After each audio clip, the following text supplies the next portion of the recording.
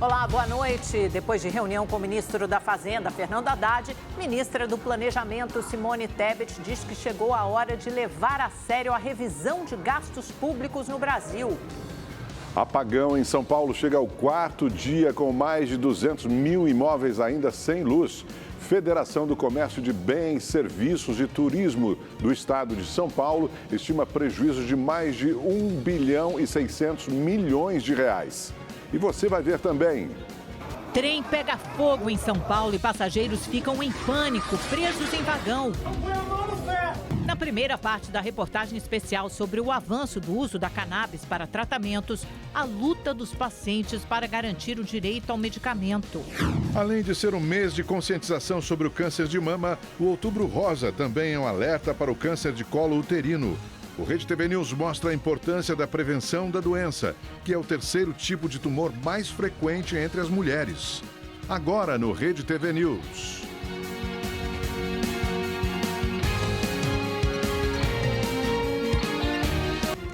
A noite desta segunda-feira foi marcada por momentos de pânico para os passageiros de um trem da Via Mobilidade em São Paulo, depois de um vagão explodir.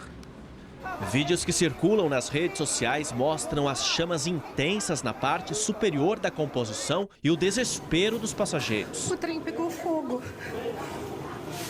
Um homem orienta as pessoas a não tocarem nos ferros para evitar um choque elétrico. De repente, os passageiros são surpreendidos com uma explosão. A explosão foi tão forte que foi registrada de vários pontos da cidade.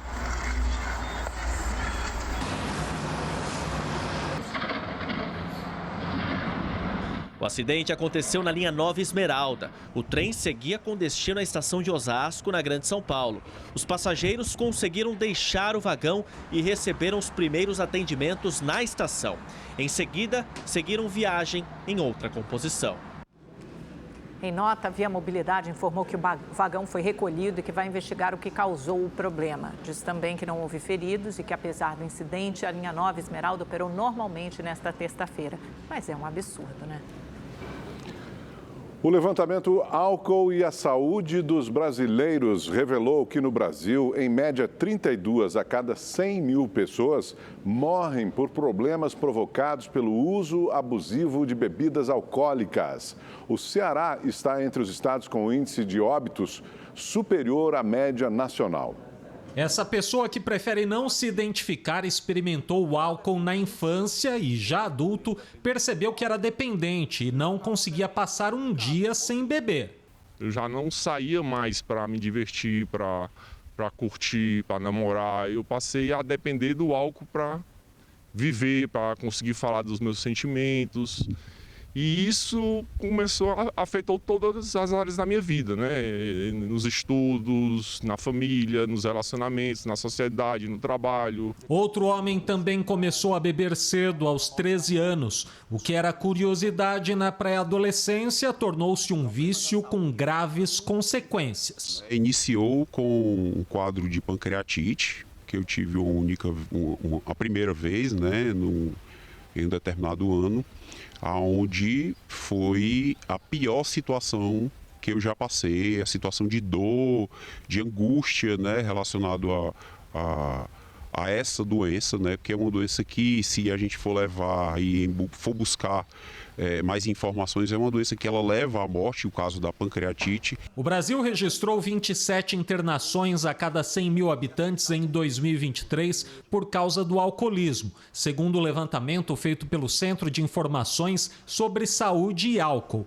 A maioria das hospitalizações foi de homens entre 35 e 54 anos. O número de pacientes hospitalizados com 55 anos ou mais aumentou de 22% em 2010 para 35% em 2023. As principais causas das internações são síndrome de dependência, doença alcoólica do fígado, intoxicação aguda, síndrome de abstinência e transtorno psicótico atribuível ao álcool. A população preta e parda é a população mais prejudicada pelo uso nocivo de álcool. tanto em termos dos óbitos, ou seja, das mortes, quanto das internações. Então, são essas as pessoas que acabam sendo, que mais morrem e que mais são hospitalizadas em decorrência de problemas relacionados a esse uso nocivo. No estudo, o Ceará aparece com a 8ª maior taxa de óbitos decorrentes do uso abusivo de álcool no Brasil. No total, entre os 10 estados mais afetados, 5 são da região Nordeste. Foram 3.300 mortes no estado em 2022 causadas pelo uso nocivo do álcool, o que equivale a 36 óbitos a cada 100 mil habitantes, uma taxa acima da média nacional. Toda a região Nordeste está bem representada nesse ranking, né? É a atenção primária, hoje, a principal responsável por acolher, fazer o acolhimento e tratar os casos de alcoolismo. E isso é responsabilidade dos municípios, né? Os municípios precisam destinar recursos para que o atendimento possa acontecer. A dependência do álcool ficou no passado desses homens, que hoje dão apoio a quem quer também se livrar do vício no Instituto Volta à Vida. Eu acho que decidir se tratar, decidir buscar ajuda, decidir buscar um acompanhamento é que me torna forte, é que me faz ser diferente, né? Então, que todos consigam, alcancem, entendam e aceitem e deem o primeiro passo. A Justiça de São Paulo pediu para a Justiça Federal manter Gilberto Aparecido dos Santos, o Fuminho, preso no sistema penitenciário federal. A medida veio após uma determinação pela transferência do detento para o sistema prisional de São Paulo, onde ele cumpriria a pena em regime semiaberto. Fuminho é apontado como o braço direito de Marcos William Erbas Camacho, o Marcola, líder da facção criminosa PCC. Ele está no presídio de segurança máxima do governo federal desde 2020, depois de ser preso em uma mega operação da Polícia Federal na África, após ficar 21 anos foragido. Bom, vamos conversar com o Kennedy Alencar. Kennedy, é nesse clima que acontece a reunião dos BRICS na semana que vem na Rússia. O presidente Lula foi convidado, estará presente.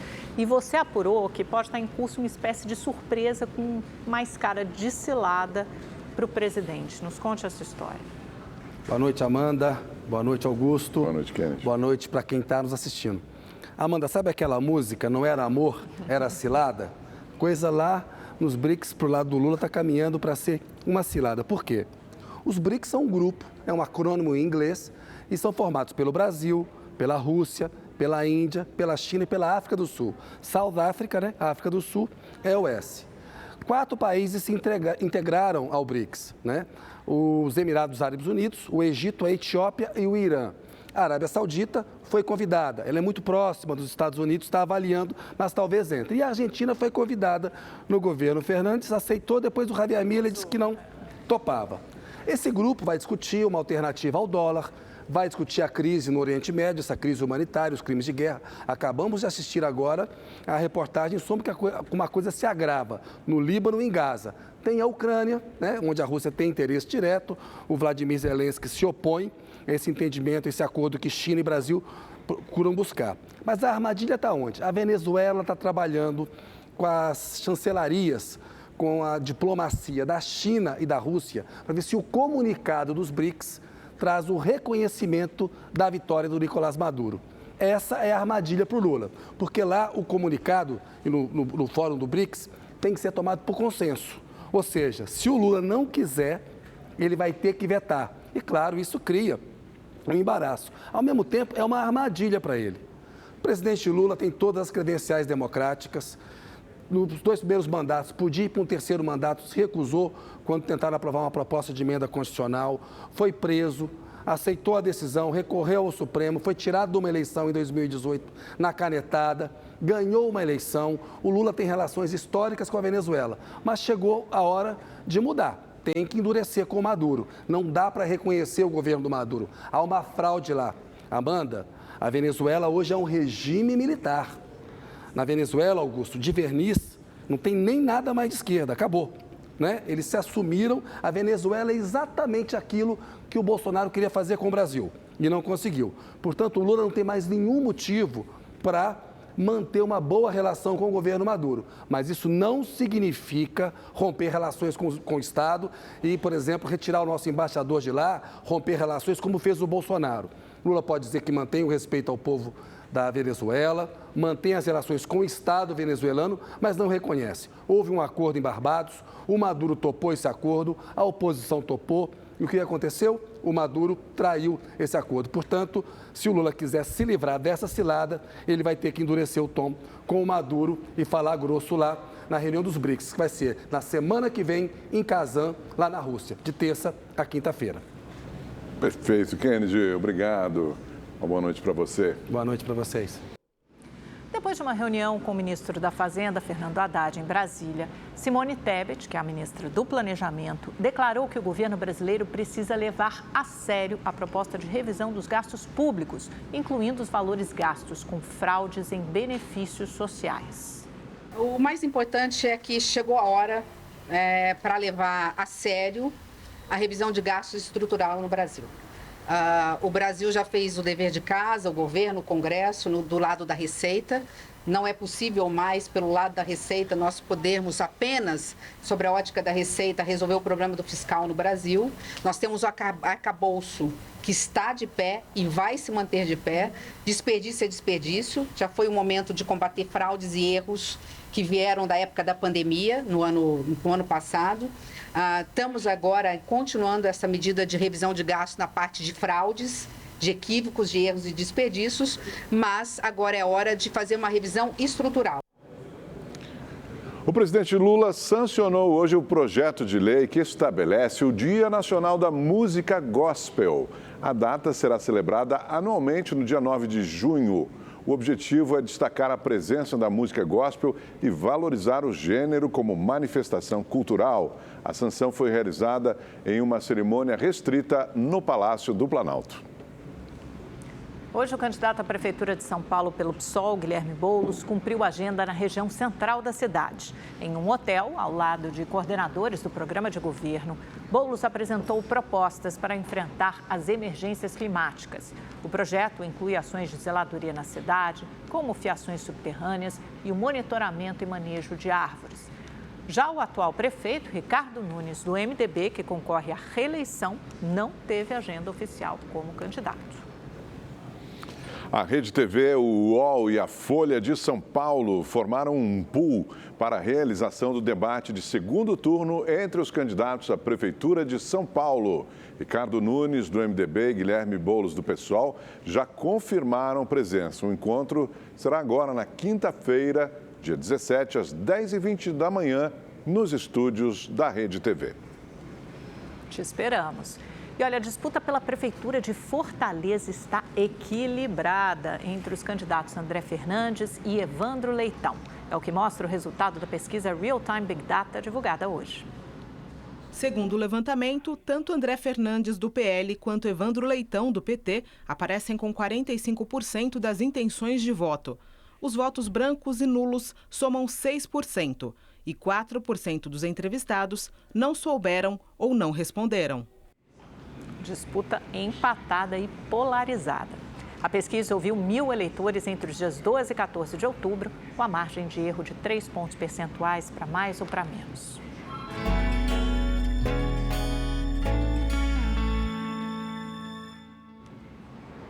E você já sabe, esse símbolo quer dizer que estamos na campanha Outubro Rosa, um mês para alertar sobre a importância da prevenção do câncer de mama.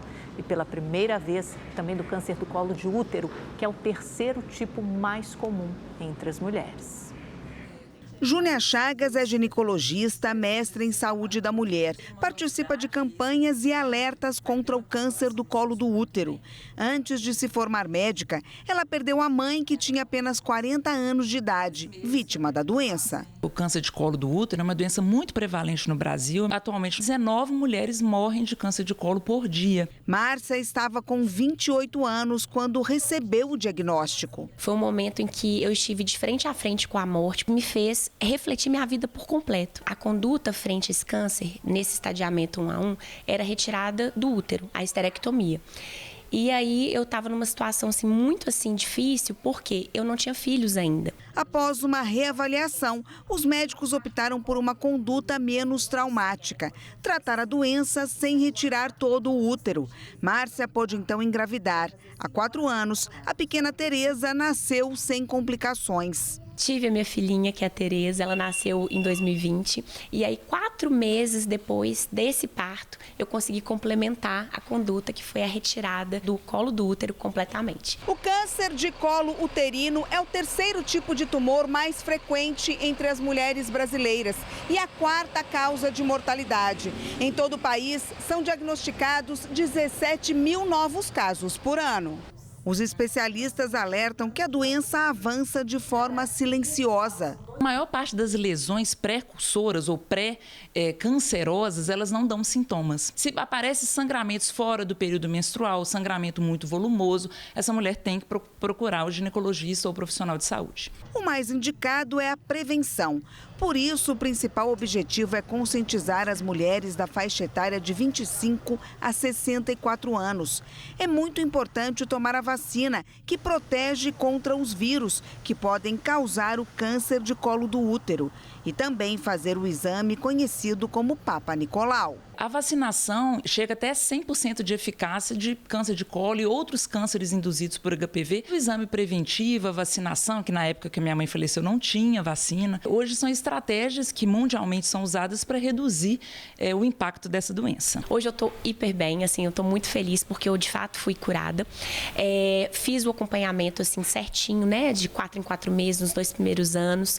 E hoje, assim, na minha rotina, inclusive eu fiz a rotina recentemente, negativa para o HPV, eu realmente estou curada. Não deixem de se cuidar, porque assim, eu sou uma ginecologista obstetra e eu não fui isenta de ter um diagnóstico como esse. O Supremo Tribunal Federal vai decidir esta semana se aplicará o sistema de repercussão geral em um julgamento sobre o veto da Agência Nacional de Vigilância Sanitária à venda de produtos à base de cannabis em farmácias de manipulação. Na prática, o tribunal pode decidir se esses medicamentos, chamados fitoterápicos, podem ou não ser manipulados e vendidos para os clientes com prescrição médica. Mesmo com pesquisas científicas que cada vez mais confirmam os benefícios do óleo de cannabis para vários tipos de tratamento, o tabu, muitas vezes um tabu até ideológico ao redor da maconha, e a confusão com o uso da planta como droga recreativa prejudicam os avanços do medicamento. Por isso, fomos atrás de quem entende e quem faz tratamento com a cannabis. A reportagem especial é de William Cury. Eu consegui sair de casa. Eu já cheguei a ficar 15 dias trancada dentro de casa. A gente perde a noção de tudo, porque, tipo assim, quando eu ia para o pronto-socorro, eu já ia carregada, porque eu não conseguia já nem andar. A dor na perna sumiu. O tremor nas mãos diminuiu consideravelmente. Hoje nós vamos falar sobre a maconha. Nome científico, cannabis sativa. Os primeiros registros de uso medicinal são de quase 3.000 anos antes de Cristo. O imperador chinês Shen Nen orientava o chá da erva para tratamento de gota, reumatismo, malária e falta de memória. Ao longo da história, a cannabis foi se espalhando pelo mundo, foi se popularizando. Na Índia, a planta começou a fazer parte de rituais religiosos. O uso recreativo para alívio do estresse tem mais de 2.000 anos. A determinação de que maconha é algo a ser evitado surgiu no início dos anos 1900. Em 1961, a ONU sentenciou que drogas são ruins e deveriam ser reprimidas. Foi nesse momento que a cannabis, erva medicinal milenar, foi rebaixada à fileira dos entorpecentes e associada à marginalização e ao crime. Porém, perto dos anos 2000, um entendimento científico jogou luz nas sombras. Nós produzimos canabinoides, que são chamados endocannabinoides, e temos receptores espalhados no corpo todo para a atuação desses canabinoides. Então, quando você usa o fitocannabinoide, que é o canabinoide da planta, o que acontece é que você vai regular o seu sistema, porque às vezes as pessoas não entendem por que o canabinoide pode ser usado para tantas coisas diferentes, porque na verdade ele não é uma medicação sintomática. O fitocannabinoide que é usado, ele vai regular todo o sistema endocannabinoide e o sistema vai responder para as demandas do corpo. Nós viemos até Franca, interior de São Paulo, quase Minas, para conhecer uma plantação de maconha. Eu não sabia como que era, tinha essa curiosidade e aposto que você também tem essa curiosidade. É uma plantação legal de maconha, olha só. É como uma horta, né? Aqui não tem homem armado na porta, não tem gente encapuzada cuidando do lado, não tem. Tem agricultor e muita gente que estuda bastante para cuidar disso, ou seja, tem muita ciência envolvida por trás. Esse é o Enor, tio do Eduardo, uma criança com transtorno do espectro autista. Com dificuldades de ter acesso a remédios à base de cannabis que vinham de fora do país, ele decidiu criar uma associação e pediu autorização judicial para plantar maconha e extrair dela o óleo medicinal. A gente tinha uma prescrição para um remédio, então um médico falando que para o Eduardo, que é um autista, seria bom aquela medicação. Naquele momento, 2018, mas até hoje é o mesmo cenário, mudou bem pouca coisa. Ele custava R$2.000, o insumo e o remédio vem importado, então geralmente você tinha que comprar dois e tal, impossível da gente ter. Poxa, a gente já tinha viajado o país inteiro buscando alguma solução para o Eduardo. E a gente teria ali uma solução que estaria, então, alguns valores de distância da gente. Foi aí que eu vi que já existia o movimento das mães, que tinha os habeas corpus para cultivo da planta em casa, que tinha uma associação no Nordeste que já tinha autorização para fazer para milhares de pessoas, e aí a gente seguiu o mesmo caminho. Hoje são 15 mil Eduardos, aí, 15 mil pessoas que a gente atende, sendo metade deles de forma social, que são pessoas igual eu, igual o Eduardo, quando a gente começou, que não tinha condição de custear o tratamento. Estudos importantes na área médica indicam que o óleo de cannabis tem benefícios potenciais contra autismo, epilepsia, fibromialgia e dores, doença de Parkinson, Alzheimer, depressão e ansiedade. Eu tive uma depressão profunda, eu sou mãe solo de 3 filhos e tenho uma filha autista que tem 39 anos. E na época, não fechava o diagnóstico, os médicos não sabiam fechar o diagnóstico. Ela foi para o centrinho de Bauru, fez uma série de tratamentos e eu saí de lá com uma síndrome sem nome. E foi assim a vida inteira.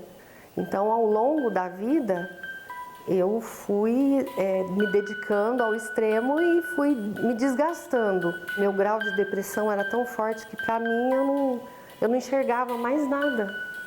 Eu não tinha vontade para mais nada. Era uma depressão profunda. Qual foi a mudança que você sentiu depois que passou a usar o óleo de cannabis? Eu consegui sair de casa. Consegui sair de casa. Eu já cheguei a ficar 15 dias trancada dentro de casa. E não saía na rua nem para pôr o lixo. Eu recebia compra no Vitrô. O óleo me equilibra. A Sirlene é portadora do que a medicina classifica como a pior dor do mundo. A gente perde a noção de tudo, porque, tipo assim, quando eu ia para o pronto-socorro, eu já ia carregada, porque eu não conseguia já nem andar mais. Minha filha tinha que me levar carregada no pronto-socorro. Quando que você começou com óleo? Eu comecei faz 1 ano, 1 ano e 2 meses. Aí já faz 1 ano e 2 meses que eu não vou mais para o pronto-socorro com dor, porque eu ia 3, 4 vezes na semana. Como era a sua vida até 2 anos atrás? Ai, era uma vida, não tinha vida, né? Era tipo um dia bem, 2, 3 mal. É muito importante que as pessoas entendam que a cannabis não vai curar, mas em muitas situações, por exemplo, numa epilepsia, eu tenho pacientes que ficaram totalmente sem crises epiléticas com a utilização da cannabis. E pacientes com dores crônicas, por exemplo, que não têm mais dor crônica por conta do uso da cannabis. A pessoa que utiliza o medicamento fica drogada? De maneira nenhuma. Agora eu estou todo paramentado, você pode ver, porque nós estamos em um ambiente controlado e exige isso para evitar contaminação. Estamos dentro do laboratório. Sabe aquela planta que você viu no começo da reportagem? Ela vem para cá, ó. Desse jeito. ela é embalada. Aqui tudo é separado e aí eles levam em conta alguns critérios, como a espécie da planta. Então essa espécie aqui é diferente dessa, uma tem mais THC, a outra tem menos, uma tem mais canabidiol, outra tem menos. Tudo isso é muito importante, porque na hora de fabricar o óleo da cannabis medicinal, o teor do CBD, o teor do THC tem importância no resultado que se quer atingir. Agora a gente vai olhar uma outra etapa aqui da produção. Vamos lá. Nessas panelas, os compostos das plantas são extraídos. Depois eles são separados e concentrados nesses equipamentos. O professor André coordena o grupo de cannabis medicinal na Unesp de Araraquara. Segundo ele, o óleo de cannabis é totalmente seguro. A cannabis é segura. Claro que, como qualquer outra planta medicinal, como qualquer medicamento, como qualquer fitoterápico, ela tem contraindicações, tem precauções de uso, tem restrições de uso, de uma forma geral, mas ela é considerada uma planta medicinal segura. A cannabis, a diferença do uso recreativo é muito grande. Primeiro, em relação à origem do material, aqui se emprega um material de qualidade, aqui se faz uma manipulação dos produtos com qualidade.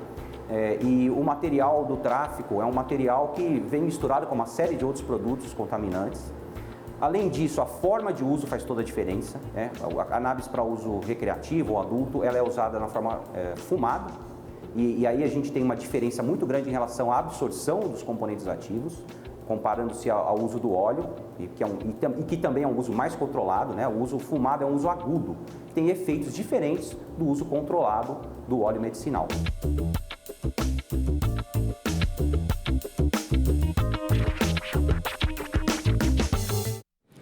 E amanhã, no segundo episódio da reportagem especial sobre o óleo de cannabis, nós conversamos com o deputado estadual Eduardo Suplicy para entender os benefícios do tratamento contra o Parkinson. E você vai conhecer também o mercado potencial desse tipo de medicamento que chamou a atenção até da Embrapa, a empresa brasileira de pesquisa agropecuária. E agora vamos saber como fica o tempo amanhã em todo o Brasil com o Igor Silveira. Igor, quer dizer que amanhã tem previsão de chuva para que parte do país, que região? Vamos lá. Boa noite, Amanda. Boa noite, Augusto. Boa noite. Boa noite para você que está em casa. Olha, amanhã tem previsão de chuva para todo o centro do país. Gente, vale ressaltar que a gente está na primavera e nessa época do ano tem formação de nuvens fortes e carregadas por causa da união do calor e da umidade. Por isso, chove em formas de pancadas. Isso vai acontecer nos próximos dias. Agora, o sistema de baixa pressão, que está na altura do sul do país, ele começa a avançar para alto mar. Mas amanhã uma frente fria ainda mantém um tempo instável no Paraná e em Santa Catarina. Aqui na capital paulista, o tempo fica quente, abafado, os termômetros podem chegar na casa dos 29 graus e por causa desse calor pode chover em pontos isolados em forma de pancadas também. Agora, na quinta-feira, máxima chegando na casa dos 28 graus, sexta-feira, 29 graus de máxima e com previsão de chuva no final da tarde. Essa chuva pode vir acompanhada de trovoadas e com ventos que podem chegar até 70 km por hora. No sábado, 24 graus de máxima. Agora no Rio de Janeiro, tempo abafado, o sol aparece entre as nuvens e os termômetros registram 32 de máxima.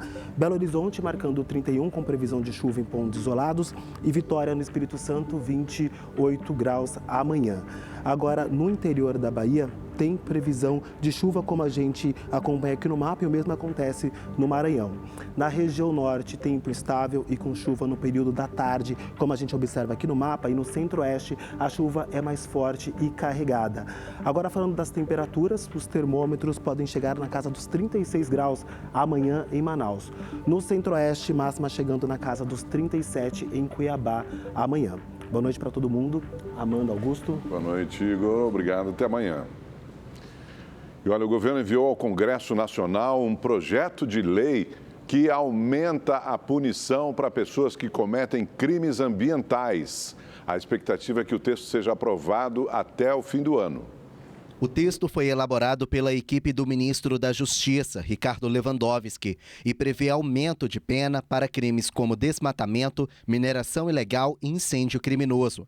Pela proposta, no caso de incêndio e desmatamento, a pena, que hoje é de 2 a 4 anos de prisão, passa a ser de 3 a 6 anos.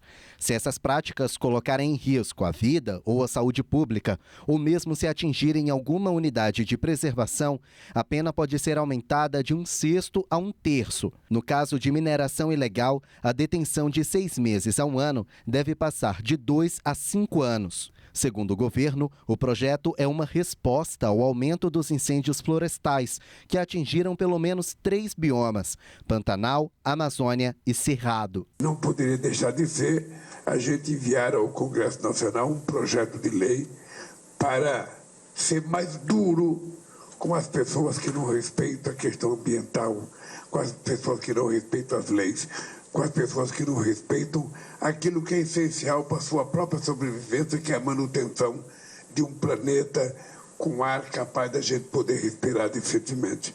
O objetivo do governo é que o texto seja aprovado no Congresso Nacional ainda neste ano. Para agilizar a tramitação, a matéria deve ser anexada a um outro projeto já em análise na Câmara dos Deputados. O relator é o deputado Patrus Ananias, do PT de Minas Gerais. Segundo os últimos dados do Monitor do Fogo do MAP Biomas, de janeiro a setembro deste ano, houve um aumento de 150% no número de queimadas em relação ao mesmo período do ano passado.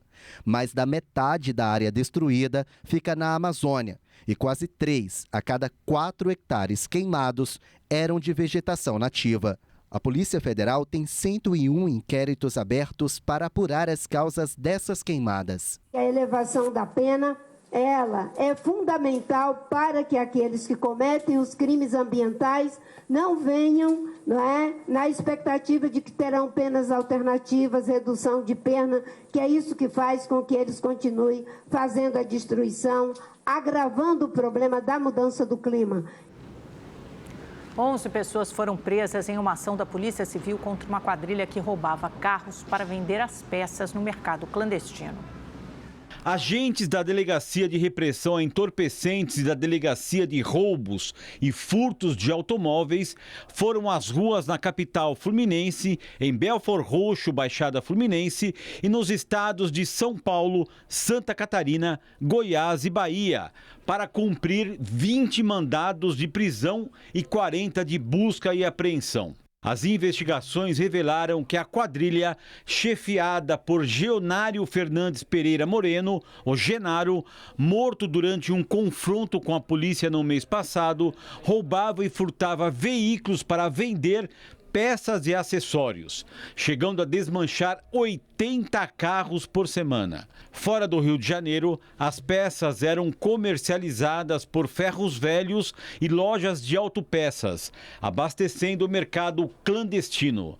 De acordo com a polícia, os investigados movimentaram mais de 30 milhões de reais em um ano. No quarto dia de apagão na Grande São Paulo, mais de 150 mil imóveis continuam sem energia. Além dos transtornos para a população, o prejuízo para o comércio já é superior a 1 bilhão e meio de reais. Ao vivo, a repórter Estela Freitas tem mais informações. Oi, Estela, boa noite. Diante desse quadro, desse cenário adverso, a pressão política sobre a Enel só faz crescer. Mas eu quero que você nos conte primeiro sobre a última nota que a Enel emitiu. E qual o estado de coisas agora na cidade de São Paulo?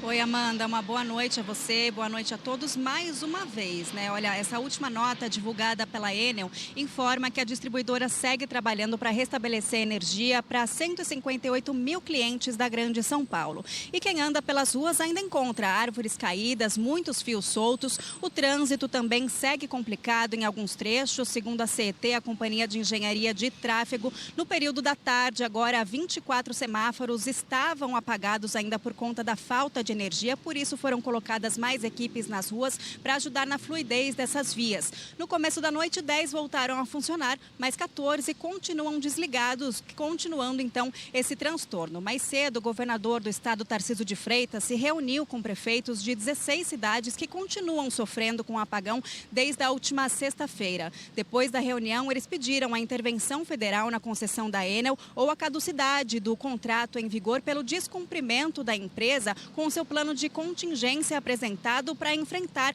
eventos climáticos adversos, extremos. Também nesse documento que foi assinado pelo governador Tarcísio tem um pedido para que as concessionárias sejam obrigadas a ressarcir os consumidores industriais, comerciais e residenciais pelos prejuízos causados, então, pela falta da distribuição de energia elétrica, incluindo os valores referentes a lucros cessantes. Em coletiva de imprensa, o governador criticou a Enel. Vamos ouvir. A empresa já se mostrou incapaz de prestar um serviço de qualidade no estado de São Paulo. A gente está falando do estado mais importante da federação em termos econômicos. A gente está falando de um estado que representa mais de 30% do PIB brasileiro. 1/3 do PIB brasileiro está aqui. Essa empresa tem tratado com pouca atenção, tem tratado até com deboche os prefeitos da região metropolitana, o próprio governo do estado. E a gente não tem uma ação efetiva, porque nós não somos detentores do contrato, nós não somos o poder concedente, nós não fazemos a regulação. E a gente tem que pedir, pelo amor de Deus, para a empresa tomar alguma providência que ela não faz.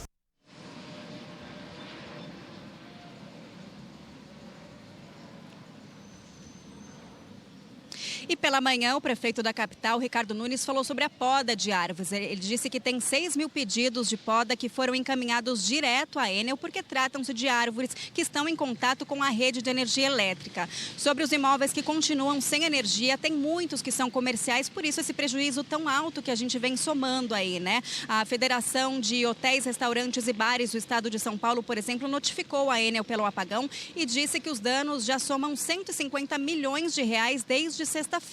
Hoje, terça-feira, 4 dias depois do temporal, 250 mil imóveis na Grande São Paulo amanheceram ainda sem o abastecimento elétrico. Segundo a FEComércio, como você disse, Amanda, esse prejuízo passa de R$1,5 bilhão de reais. Os detalhes a gente vê agora na reportagem de Felipe Brosco. Em São Paulo, a terça-feira amanheceu com 250 mil residências ainda sem luz, mesmo passados 4 dias da tempestade que atingiu a cidade e interrompeu o fornecimento de energia a mais de 2 milhões de pessoas. Na Zona Sul, o cenário em frente à casa do seu Eudes ainda é este: destruição. E solução para arrumar ou para se fazer até agora não apareceu. Ainda longe da rotina normal, os moradores começaram a contabilizar os prejuízos que não param de crescer. Toda a comida estragada, jogada no lixo. Tudo que havia na geladeira, coisas que nem estavam abertas, frios, tudo no lixo. A situação deste condomínio na região de Cotia, na Grande São Paulo, não é diferente. A Marina perdeu tudo que tinha na geladeira. Sem internet, não consegue trabalhar e nem sabe quando as coisas vão melhorar. Eu não consigo trabalhar, porque o sinal de celular é ruim, eu não tenho internet, eu preciso do computador, eu vivo do computador. E eu não consigo. Aí o pessoal fala, vai para um coworking. A região toda está prejudicada. A Débora teve parte da casa destelhada e está preocupada com a saúde do marido, que usa um respirador para dormir. O meu marido dorme já há alguns anos com um respirador toda noite, que é o que ele usa para poder ter uma qualidade de sono, porque ele tem apneia severa. Então, assim, sem energia, sem dormir. A situação neste condomínio, que tem aproximadamente 150 famílias, ainda é esta: árvores de grande porte caídas no chão, a fiação elétrica exposta, espalhada pelas calçadas. Os moradores fizeram uma força-tarefa para tentar retirar os entulhos e restos de vegetação que estavam espalhados pelas ruas.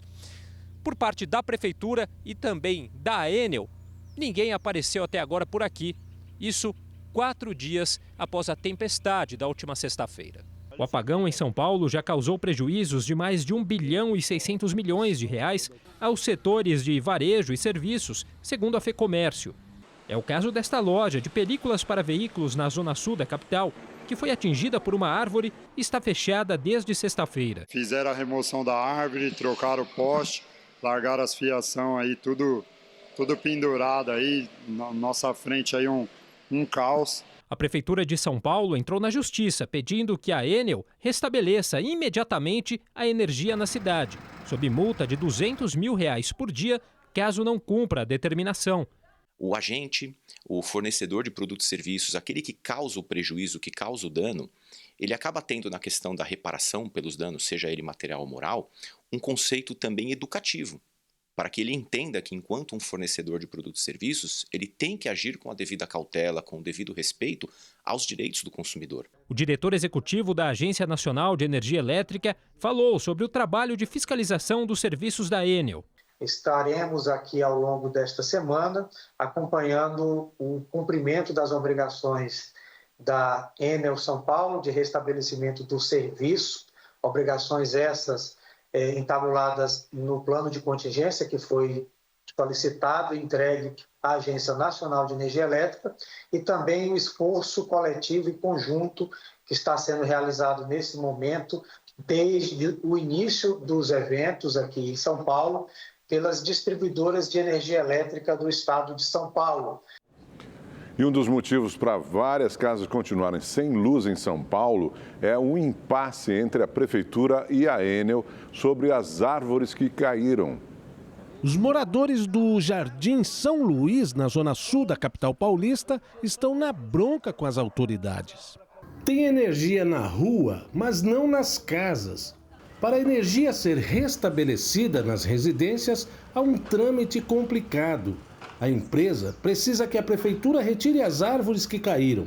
Para isso, a prefeitura precisa que a Enel desligue a energia elétrica. Só depois da retirada que a Enel volta ao local para religar a energia. Um processo demorado. Dulcinéia estava presa em casa desde a tempestade de sexta à noite.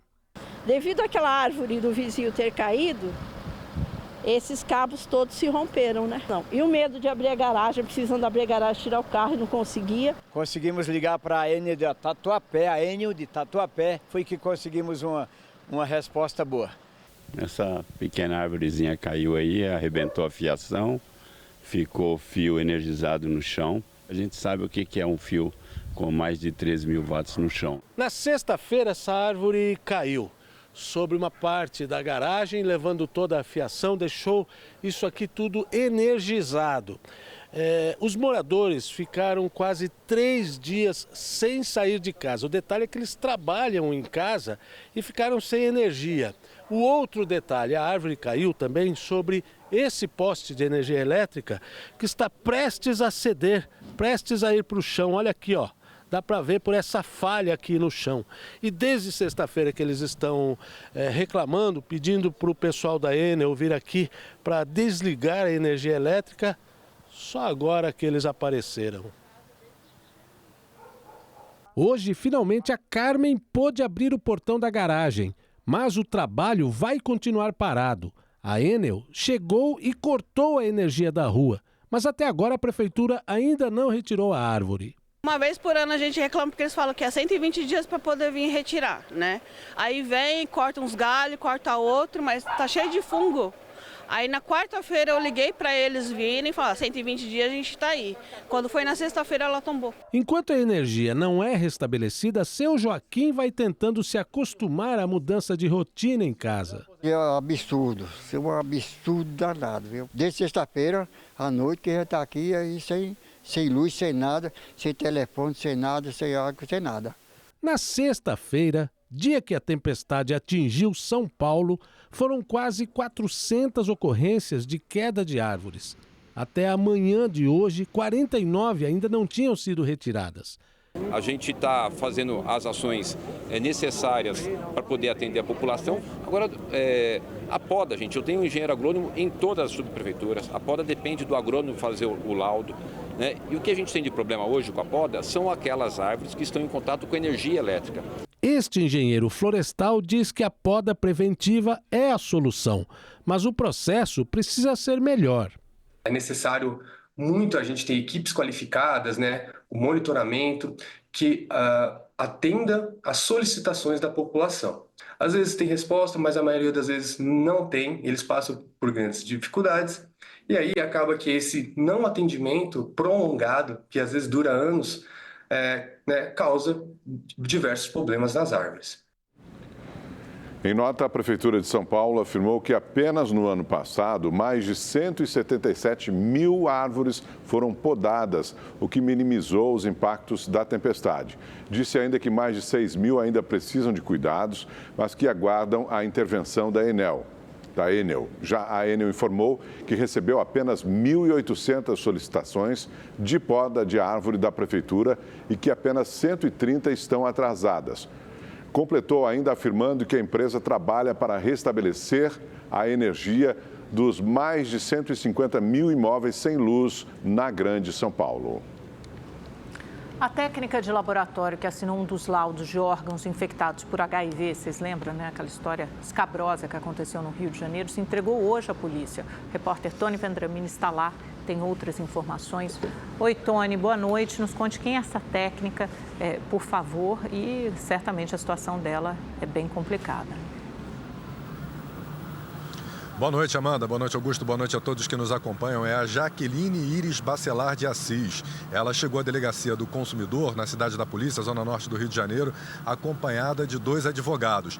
Ela estava foragida desde segunda-feira, quando foram expedidos mandados de prisão temporária contra ela e contra outros envolvidos no caso. A investigação aponta que a técnica usou um carimbo com registro profissional de outra pessoa para liberar laudos. Outro ponto que pesa contra ela é que os conselhos de biomedicina e de farmácia informaram que Jaqueline não possui registro profissional.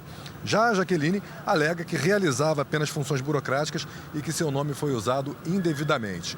6 pacientes que receberam transplante de órgãos foram infectados com o vírus HIV. Os exames realizados pelo laboratório PCS Lab Salem apresentaram falso negativo para os doadores. Por causa da repercussão do caso, a Secretaria de Saúde do Rio de Janeiro criou um centro de emergência com o objetivo de reforçar o acompanhamento e controle das ações relacionadas a esse caso. Agora, a Polícia do Rio de Janeiro também investiga uma outra denúncia contra o laboratório. Uma mulher que, ao dar à luz, foi informada que era soropositiva, mas o laudo estava incorreto. Vamos ver na reportagem da Natália Fonseca. O susto veio logo após o parto. Tatiane tinha testado positivo para HIV, um resultado diferente dos testes que ela fez durante a gestação. Parecia que um buraco se abriu no chão, eu entrei, ninguém me tira daqui, só pedi a Deus forças, porque, como disse o médico, eu tinha que pedir a Deus força, porque saúde, que cura eu já não ia ter, ele me falou com todas as letras. O sonho de amamentar a filha não foi realizado. A bebê ficou internada quase um mês, tomando coquetel anti-HIV. Tatiane refez o teste em outro laboratório e descobriu que o diagnóstico anterior estava errado. Eu chorei muito, agradeci a Deus toda hora, só que na mesma hora, depois falei assim, gente, será que não está errado também?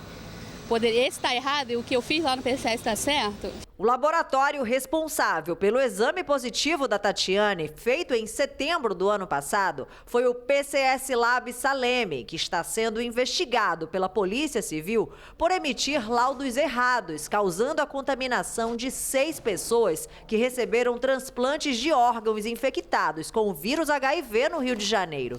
Ao saber do escândalo, ela decidiu denunciar o próprio caso.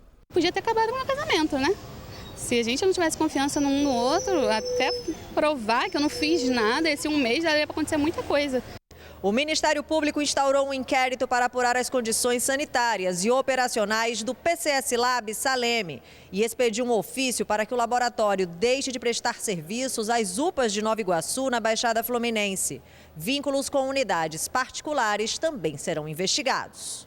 É um caso que não pode ser admitido e, como eu já declarei em entrevista, é algo inusitado, que nunca aconteceu, que não pode ser tolerado e que nós queremos fortalecer a confiança no Sistema Nacional de Transplantes. O laudo de Tatiane foi assinado pelo médico Walter Vieira, sócio do PCS Lab Salem, preso na manhã de ontem.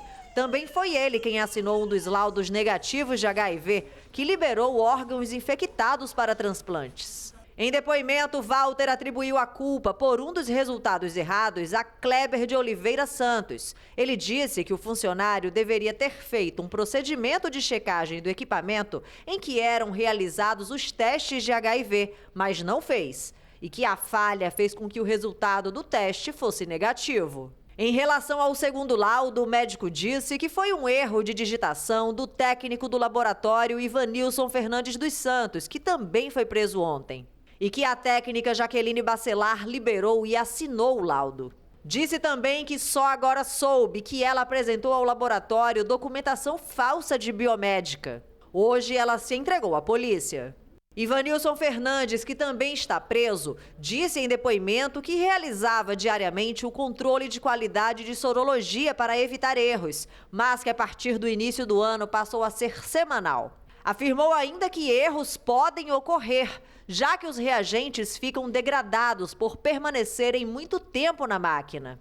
Hoje, o governador do Rio, Cláudio Castro, disse que só ficou sabendo do caso 3 dias antes dele ser denunciado pela imprensa.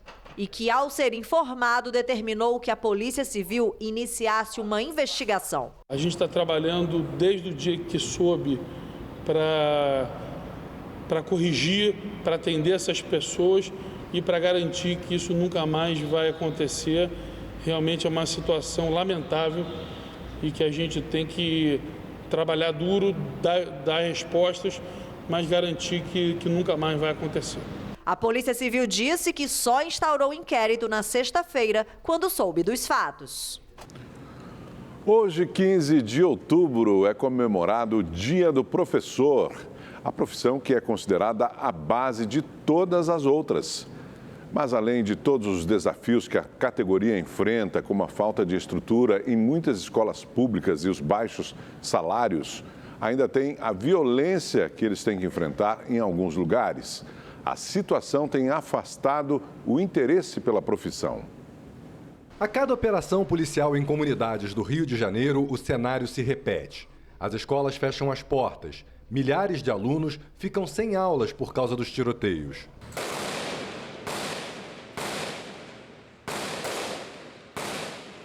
Segundo a Secretaria Municipal de Educação, apenas este ano 452 escolas foram impactadas pelo menos uma vez.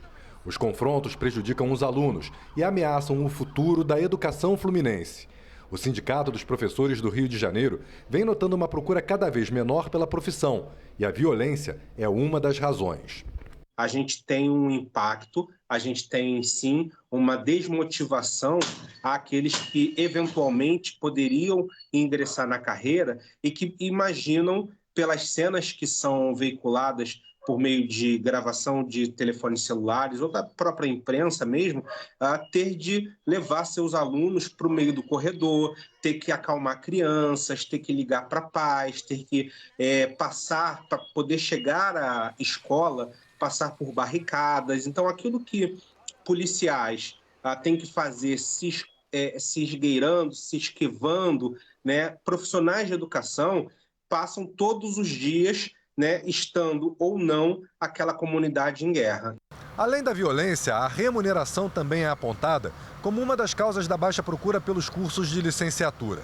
Segundo o sindicato, os salários estão achatados e não atraem quem ingressa no mercado de trabalho.